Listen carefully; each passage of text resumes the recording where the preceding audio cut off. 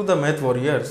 आज हम लोग बात करते हैं नंबर सिस्टम की जो सीरीज चल रही थी उसी के क्रम को आगे बढ़ाते हुए हम लोग अपने टॉपिक पर बात करते हैं आज के स्थानीय मान और जातिमान पर। ठीक है, स्थानीय मान और जातिमान बहुत ही बेसिक चीज़ है, हर एक बंदे को आती होगी, लेकिन थोड़ा सा एक प्रैक्टिस कर लेते हैं और कॉन्सेप्ट को समझ लेते हैं कि क्या क्या डिफरेंसेस आपको देखने को मिल सकते हैं। ठीक है, तो स्थानीय मान किसे कहते हैं और जातिमान, तो पहले हम लोग देख लेते हैं जातिमान।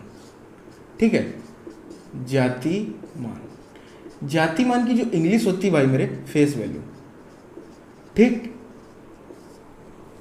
Face value. जातिमान का मतलब है यार उस अंक का जितना, देखिए इंग्लिश को समझिएगा, फेस का मतलब उस अंक का जितना मान। सपोज दैट आपसे पूछा कि इस संख्या सपोज दैट इस तरीके से दे देगी, कुछ इस तरीके से दे देगी, और आपसे अगर बोला गया कि इसमें से 4 का जातिमान बताइए, तो आप 4 का जातिमान कितना होगा मेरे भाई? 4। फेस वैल्यू का मतलब जो उसका चेहरा है वही उसका मान है। इस बात को बड़ा आसानी से आप समझिएगा। ठीक, ये हो गई आपकी जातिमान। अब जैसे मान लीजिए मैंने आपको दे दिया 540, ठीक है, तो इसमें मैंने आपसे पूछ दी कि 0 की जातिमान बताइए, तो 0 का जातिमान कितना होगा? 0। जो उसका फेस है वही उसका मान होगा। ठीक, लेकिन अगर मैं आपसे पूछ दूं स्थानीय मान,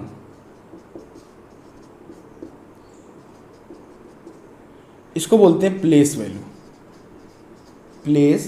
ठीक है, प्लेस वैल्यू का मतलब क्या? इंग्लिश को समझिए, क्या प्लेस का मतलब उसका जो उस नंबर में स्थान है, उसका जो क्रम में उसका स्थान है। मेरी बात को समझिएगा, जैसे कोई संख्या लिखी सपोज दैट 1 2 3 4, अब मैंने आपसे पूछा 2 का स्थानीय मान बताइए, तो 2 का स्थानीय मान उसका जो स्थान है वहाँ पर, है ना, अंकों के क्रम में, वो उसका बताना है, अर्थात इकाई, दहाई, सैकड़ा, अर्थात इसका 2 का स्थायी मान कितना होगा? 200।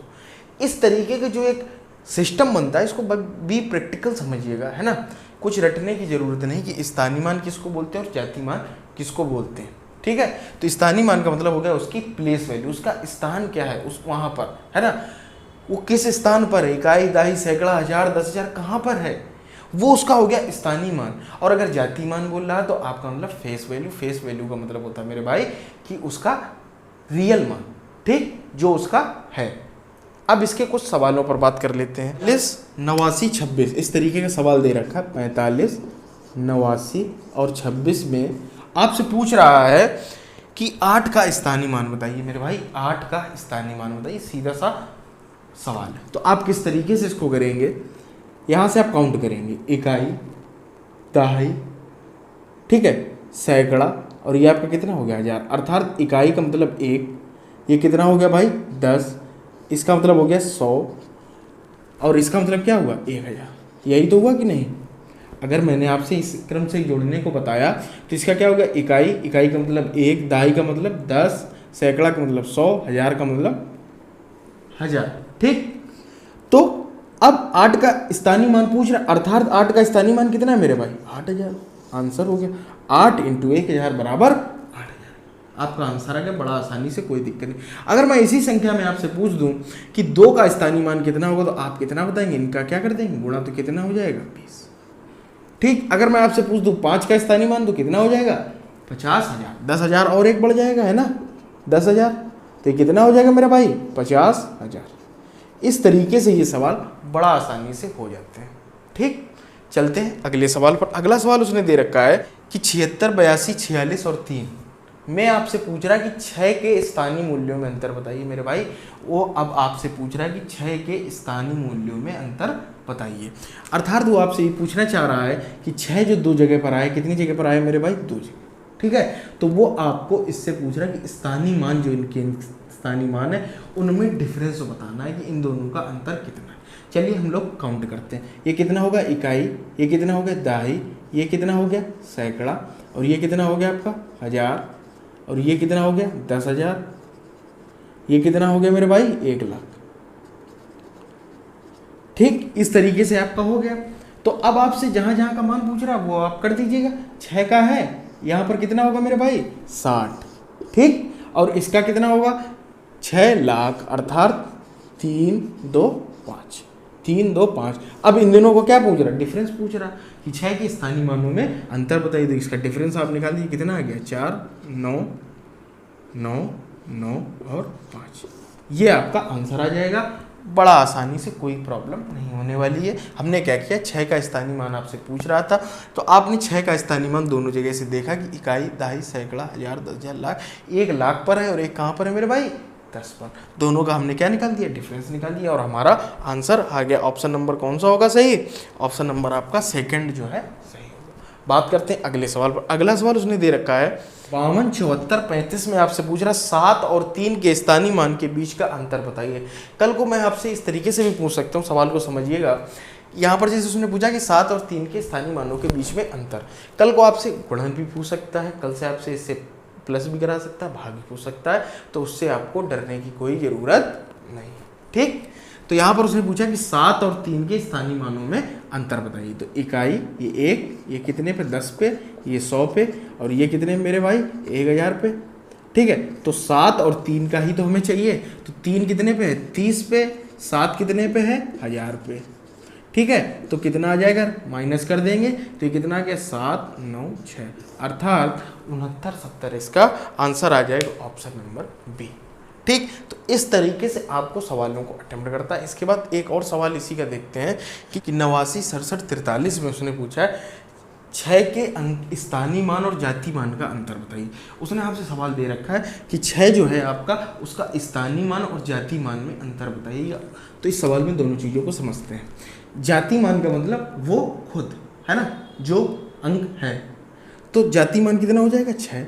अब इसका स्थानीय मान हम लोग कैलकुलेट करते थे, 1 10 100 कितने पे हो गया मेरे भाई 1000 पे, अर्थात तब कितना हो गया 6000, कितना हो गया 6000।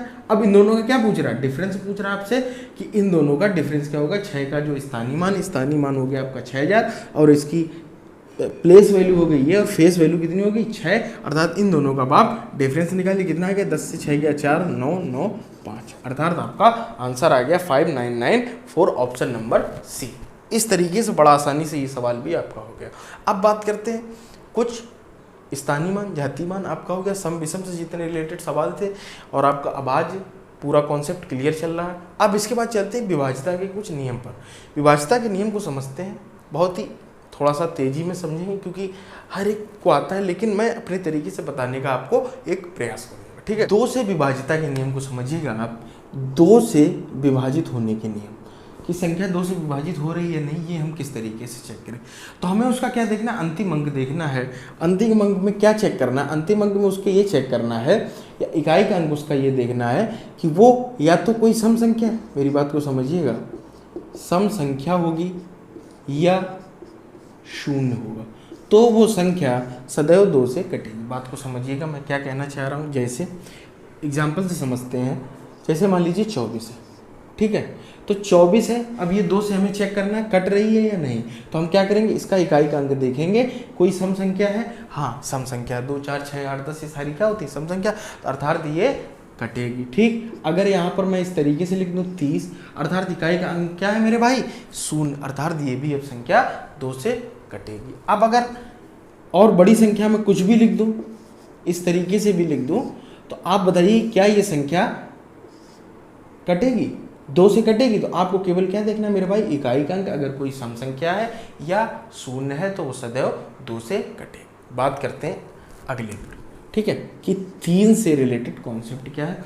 3 से रिलेटेड आप कोई भी संख्या दे रखी, आपके सामने अगर कोई भी संख्या दे रखी है तो आप उसके क्या करेंगे, अंकों का योग करेंगे। क्या करेंगे मेरे भाई, अंकों का योग।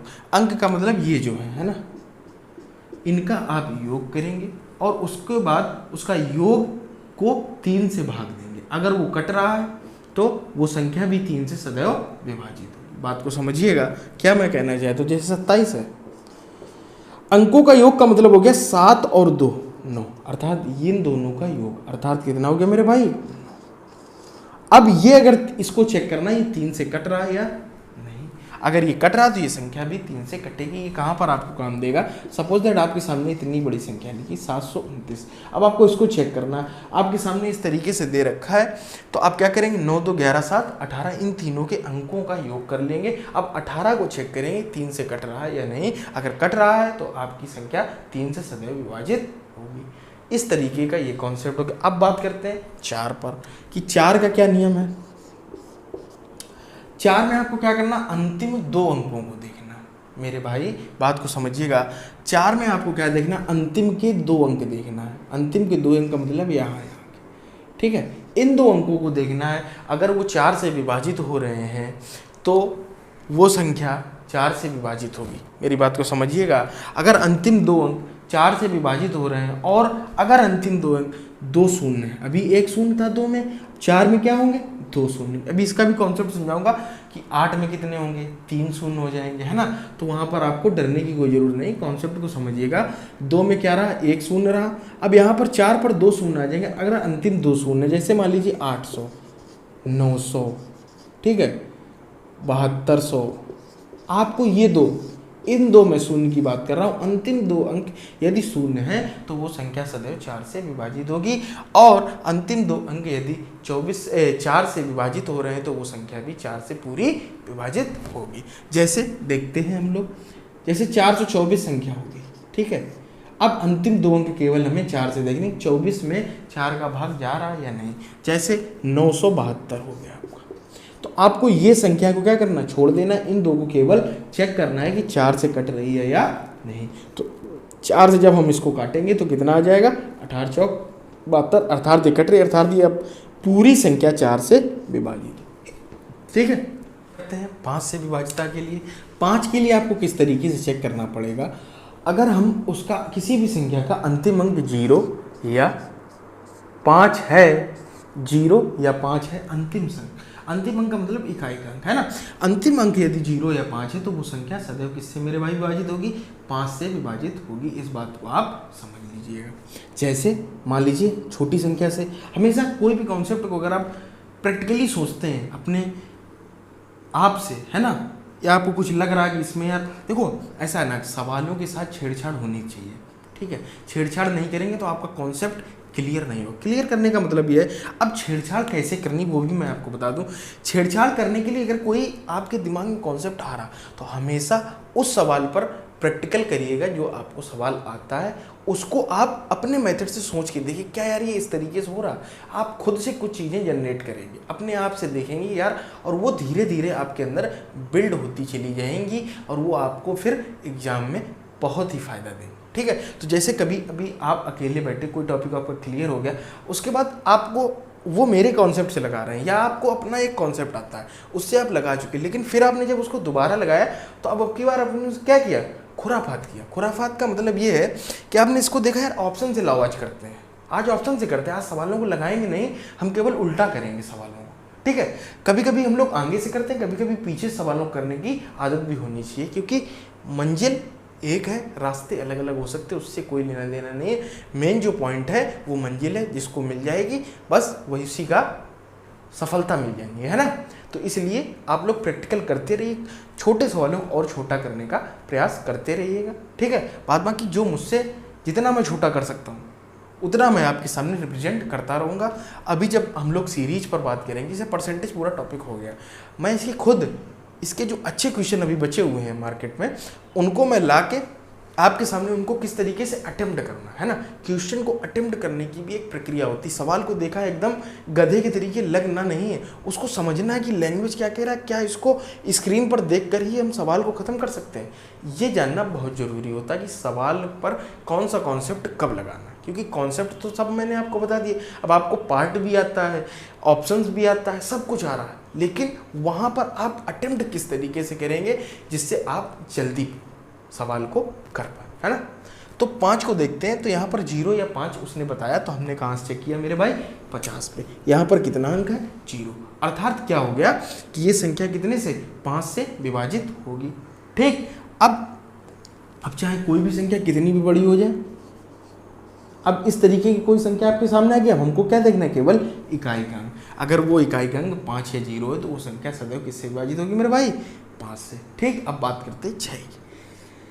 6 का विभाजिता का नियम क्या है, 6 में क्या क्या 2 के फैक्टर हैं, देखिएगा 2 और 3 का ये गुणज है, देखिएगा 6 किसका, 2 और 3 का। अब मैंने आपको 2 का भी कंडीशन बता दी और 3 की, अर्थात वो संख्या सदैव 6 से विभाजित होगी, 2 और 3 दोनों को सम्मिलित रूप से कॉन्सेप्ट को लाई करती होगी। बात को समझिएगा,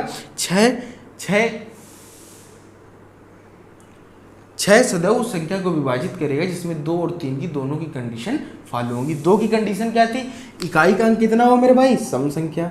ठीक, सम संख्या या 0, सम संख्या या 0।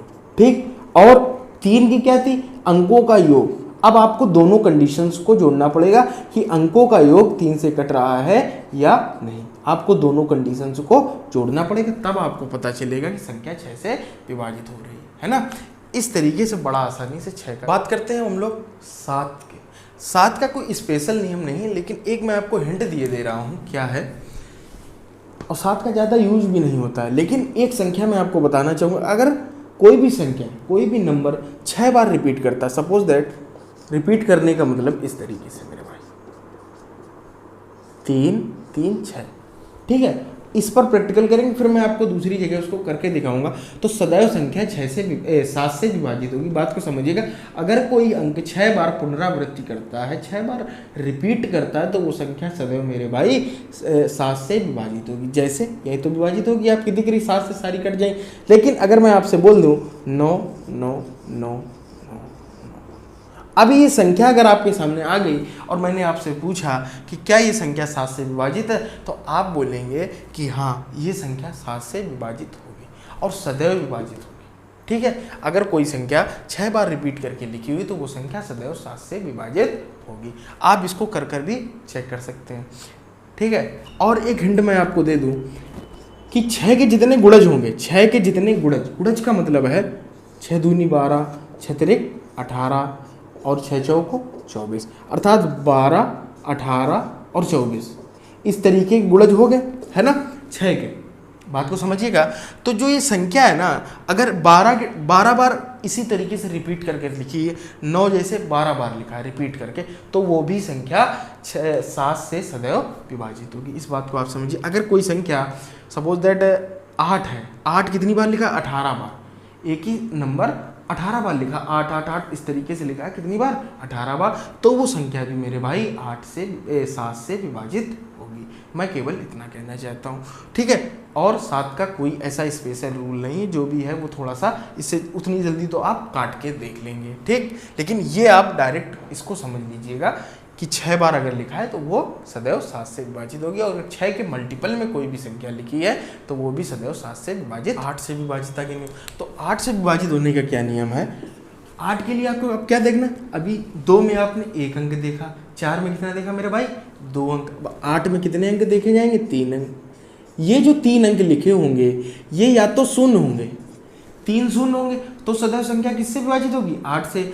और अगर ये संख्या इस तरीके से लिखी, अगर ये 3 अंक किससे, इस तरीके से मान लेते हैं, यहाँ पर 120 मान लेते हैं अभी, कि अगर ये 3 अंक, ठीक है, अगर ये 3 अंक 8 से विभाजित हैं, तो आगे चाहे संख्या कोई भी लिखी रहो, उससे हमें कोई मतलब नहीं, संख्या सदैव 8 से विभाजित होगी। अब जैसे ये आपके सामने 120 लिख दिया मैंने, अब इसको आप चेक करेंगे तो 8 एकम 8 और 45 15 8 120 होता है, तो ये संख्या, अब इसके आगे हम चाहे कुछ भी लिख दें, 2 4 7 8 कुछ भी लिख दें, ठीक, कितनी भी बड़ी संख्या हम आपके सामने देंगे, आपको देखना कितना है, केवल ये 3 अंक। ये 3 अंक यदि 8 से विभाजित हो रहे हैं तो संख्या पूरी सदैव 8 से विभाजित होगी।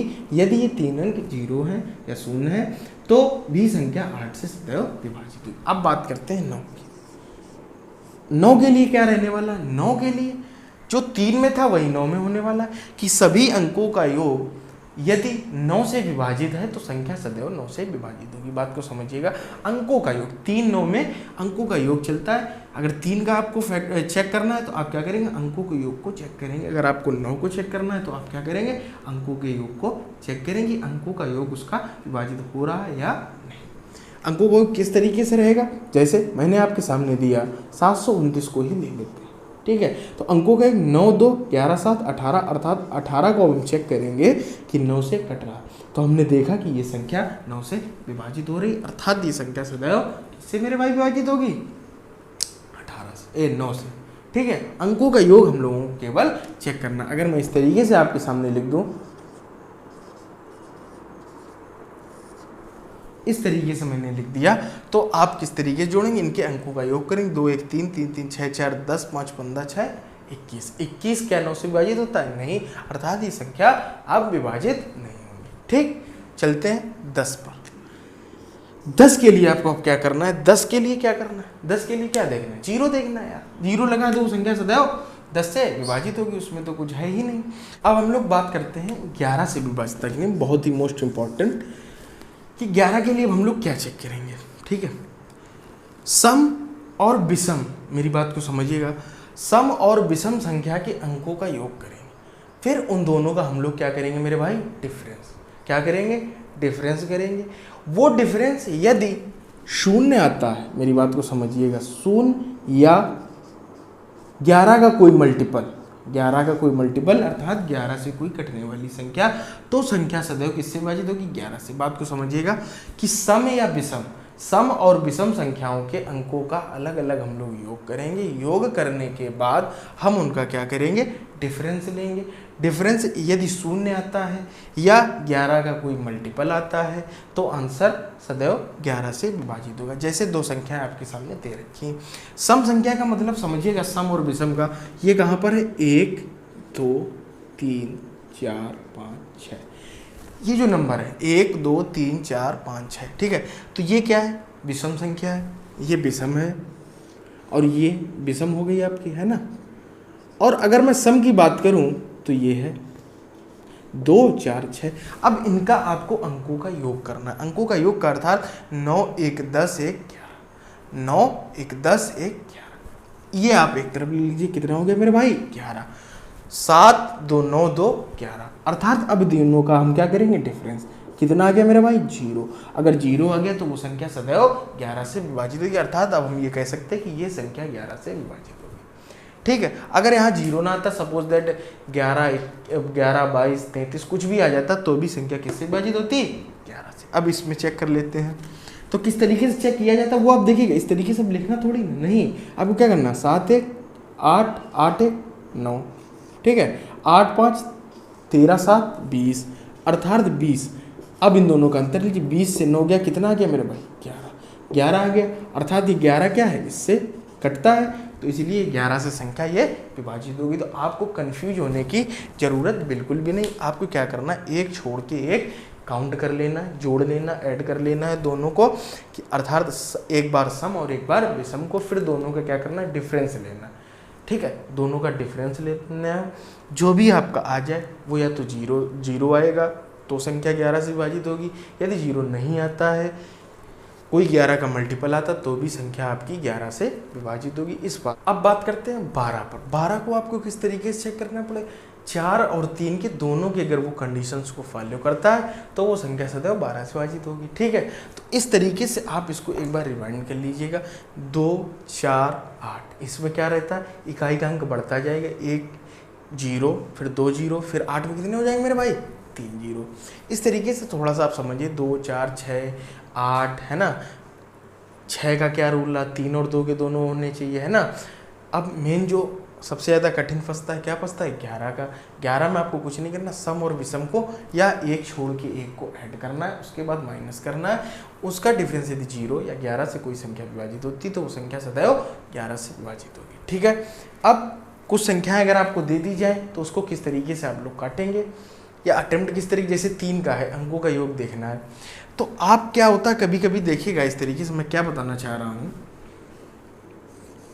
4, 5, 6, 7, 9, 1, इस तरीके से मान लीजिए आपके सामने संख्या है। हमने आपसे पूछा इसको 3 से आपको चेक करना है कि ये विभाजित है या नहीं, तो आप क्या करेंगे, 5, 4, 9, मेरी बात को समझिएगा, 5, 4, 9, 6, 15, 7, 21 21 9 30 1 31, इस तरीके से करेंगे, है ना। आप इस तरीके से, मैं किस तरीके से करूँगा आपको बताता हूँ। 5 4 9 अर्थात अब ये खत्म, मेरी बात को समझिएगा।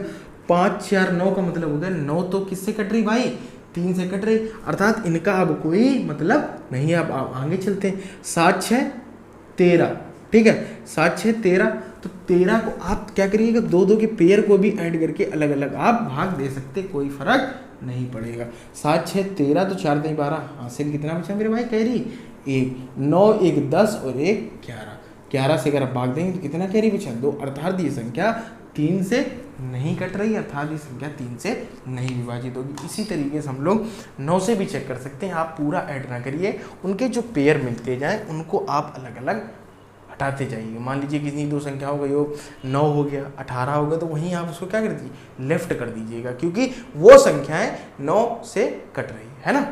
अब एक चलते चलते एक मैं आपको और बता दे रहा हूँ कॉन्सेप्ट को, इस पर हम लोग अगली क्लास में बात करेंगे बहुत अच्छे से, कि भाज्य बराबर फार्मूला है आपका, फार्मूला कहाँ से निकलता है वो भी मैं आपको बताऊँगा।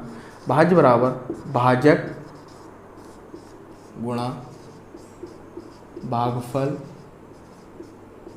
प्लस शेषफल।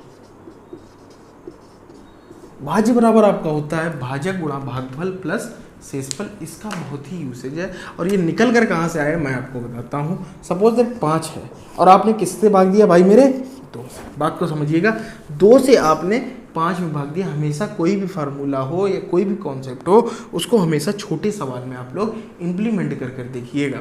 तो 2 को हमने भाग दिया 5 से, अर्थात 2 से यहाँ पर कितनी बार जाएगा, 2 बार, अर्थात कितनी आ गया भाई 4। शेषफल कितना बचा, 1। अब बात को समझिएगा, इस कंडीशन को अगर हमें ये चेक करना है, हमें ये चेक करना है कि ये हमारा जो हमने भाग दिया है ये सही है या नहीं, तो हम उसके लिए इस कंडीशन को फॉलो करते हैं। तो भाज्य का मतलब हुआ आपका ये, समझिएगा, ये आपका क्या हुआ, भाज्य, ठीक है। ये आपका हुआ भाजक जिससे आपने भाग दिया। ये आपका क्या हुआ मेरे भाई, भागफल। ये आपका क्या हुआ, शेषफल। अब जो उसने कहा है वो आप कंडीशन देख लीजिएगा कि भाज्य बराबर भाजक गुणा भागफल धन शेषफल। भाज्य कितना है यहाँ पर, 5, भाजक कितना है, 2, भागफल कितना है, 2, शेषफल कितना है, 1। तो ये कितना है, 2 दूनी 4, 4 प्लस 1 अर्थात 5, अर्थात ये हमारा भाग एकदम सही। अब कोई भी संख्या आप बड़ी भी ले सकते हैं, यहाँ पर हम चाहे 529 कर लें, चाहे आप जो भी कर लें, यहाँ पर 21 कर लें, कुछ भी कर लें, कोई क्या डिफरेंस आएगा, यहाँ पर चेंजेस आ जाएंगे और ये सवाल सही हो जाएगा, है ना। तो इस तरीके से ये एक रिजल्ट निकल के आया कि भाज्य बराबर भाजक गुणा भागफल धन शेषफल, जिस पर आधारित हम लोग अगली क्लास पर सवालों पर बात करते हैं।